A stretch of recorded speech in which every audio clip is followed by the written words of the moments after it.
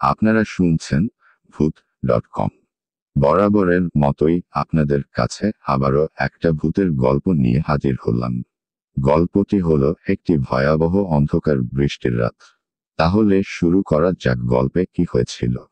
পুরো আকাশ কালো মেঘে ছেয়ে গেছে। কিছুক্ষণের মধ্যেই বৃষ্টি হবে। ঠান্ডা বাতাস বইছে বাইরে, আকাশে অনেক জোরে বিদ্যুৎ চমকাচ্ছে। হঠাৎ কারেন্ট চলে গেল। কারেন্ট যাওয়ার পরে কিছুটা ভয় লাগছে। বাসায় আমি একা আছি। বাড়ির সবাই খালামণির বাসায় গেছে। খালামণি অনেক দিন ধরে অসুস্থ, তাই খালামণিকে দেখতে গেছে। অনেক দিনের একটাই মোমবাতি ছিল বাড়িতে। মনে মনে অনেক ভয় লাগছে, কিন্তু কিছু করার নেই। পুরো বাড়িটা অন্ধকার হয়ে আছে। কালো বিড়ালটা আজ পিছু ছাড়ছে না। কি করব কিছু বুঝতে পারছি না। লোকের মুখে শোনা কথা, জিনভূত কালো বিড়ালের বেশ ধারণ করে নাকি।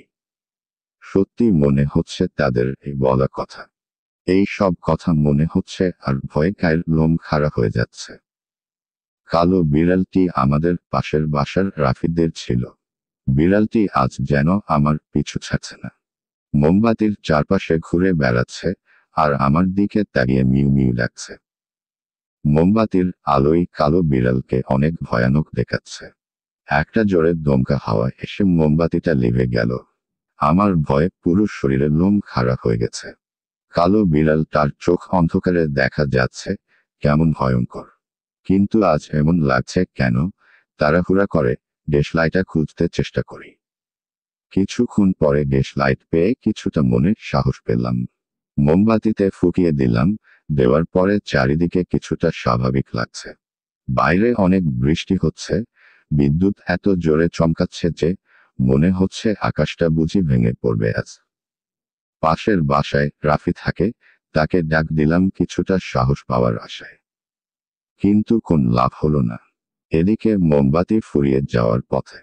মোমবাতি ফুরিয়ে যাওয়ার আগেই রাফিদের বাসায় যেতে হবে।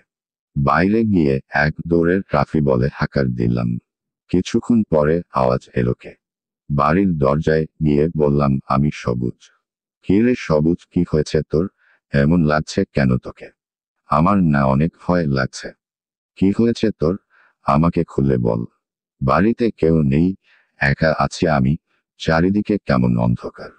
এসব দেখে আমার না অনেক ভয় লাগছে। একটা মোমবাতি হলে ভালো হতো। একটা মোমবাতি হবে রাফি? না রে বন্ধু, আমার কাছে একটাই আছে। তুই কোন চিন্তা করিস নে, বাড়ি গিয়ে শুয়ে পড়। আমার অনেক ঘুম পাচ্ছে। এইবার খেয়ে দেয়ে শুয়ে পড়ব। আচ্ছা তাহলে আর কি করার। রাফি, তোদের কালো বিড়ালটা আমার দিকে কেমন করে তাকাচ্ছে। আমার না অনেক ভয় লাগছে তোদের বিড়ালটা দেখে। সবুজ, তুই এই সব কি বলছিস? আমাদের বিড়ালটা আজ সকালে মারা গিয়েছে। সে তোকে কিভাবে ভয় দেখাবে? আমার মাথায় যেন আকাশ ভেঙে পড়ল। আমি রাফিকে বললাম, আরে আমার সাথেই তো ছিল বিড়ালটা। আমাকে দেখে আবার কেমন করে তাকাচ্ছে। তুই না সবুজ আসলেই একটা পাগল। এখন তুই বাড়ি যা, আমার অনেক ঘুম লাগছে। কালকে দেখা হবে। এই বলে রাফি দরজা বন্ধ করে দিল। আমার পুরা শরীর যেন ভয় পাথর হয়ে গেছে। আমি বাড়িতে গিয়ে দেখি বাড়িটা কিছুটা এলোমেলো হয়ে আছে। মোমবাতি আর কিছুক্ষণের মধ্যেই নিভে যাবে। হঠাৎ সেই কালো বিড়ালটা আমার দিকে তাকিয়ে আছে। মনে হচ্ছে আমার সাথে আজ অনেক খারাপ কিছু হবে।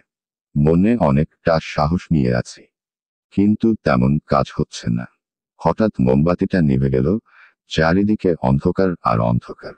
মনে হচ্ছে আজ বুঝি সব অন্ধকার একসাথে জোট বেঁধেছে। হঠাৎ দরজায় খটখট আওয়াজ। আমি ভয়ে জড়ানো কণ্ঠে বললাম, কে ওখানে? কি চাও? কোনো আওয়াজ এলো না। আমি ভয়ে দরজা খুললাম না। কিছুক্ষণ পরে আবার খটখট আওয়াজ। আমি দরজার পাশে গিয়ে কান পেতে শুনতে লাগলাম। মনে হচ্ছে কে যেন অনেক জোরে নিঃশ্বাস নিচ্ছে। আমি অনেকটাই ভয় পেয়ে যাই। আস্তে করে দরজা খুলে দেখি বাহিরে কেউ নেই। আমি তাড়াতাড়ি দরজা বন্ধ করে ভিতরে চলে আসি। ঘরের ভিতরে ঢুকে ছিটকুনিটা দিয়ে কম্বল মুড়ি দিয়ে ঘুমানোর ভান করে আছি। হঠাৎ বাথরুমের ভিতর থেকে পানি পড়ার আওয়াজ। মনে হচ্ছে কেউ বুঝি বাথরুমে আছে। অনেক জোরে পানি পড়ার আওয়াজ ভেসে আসছে। কম্বলটা সরিয়ে বাথরুমের দিকে যায়। আস্তে করে বাথরুমের দরজা খুলে দেখি ভেতরে রাফি অজ্ঞান হয়ে পড়ে আছে। আমি রাফির মাথায় পানি দিতে লাগলাম, আর রাফি বলে ডাকতে লাগলাম। হঠাৎ মনে হলো রাফি এখানে কিভাবে আসলো। আমি তো রাফির সাথে একটুখানি আগে কথা বলে আসলাম, কিন্তু এখানে কিভাবে? আমি ভয়ে বাথরুমের দরজা বন্ধ করে চলে আসি। বাইরে আবারও খটখট আওয়াজ। মনে হচ্ছে এবার বুঝি দরজা ভেঙে ফেলবে। আমি যে দরজা খুলব এমন সাহস আমার ভিতরে নেই। অনেক জোরে দরজায় যেন কি দিয়ে আঘাত করছে। আস্তে করে দরজা খোলার জন্য সামনের দিকে যায়। দরজা খুলে দেখি রাফি ঘাড় নিচু করে দাঁড়িয়ে আছে। এটা দেখার পরে আমি অজ্ঞান হয়ে মাটিতে পড়ে যাই। আজ এখানেই শেষ। গল্পটা কেমন লেগেছে কমেন্ট করে জানাও।